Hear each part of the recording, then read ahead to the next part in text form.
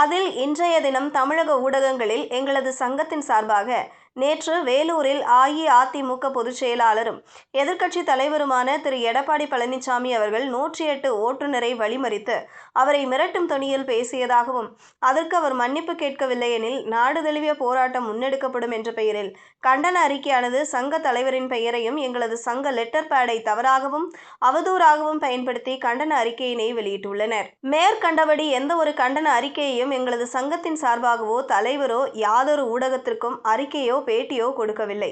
அப்படி இருக்கையில் எங்களது சங்கத்தின் பெயரை பயன்படுத்தி பொய்யான தகவல்களை யாரோ வழங்கியுள்ளனர். இந்த கண்டன அறிக்கைக்கும் எங்களது சங்கத்திற்கும் எந்தவித சம்பந்தமும் இல்லை.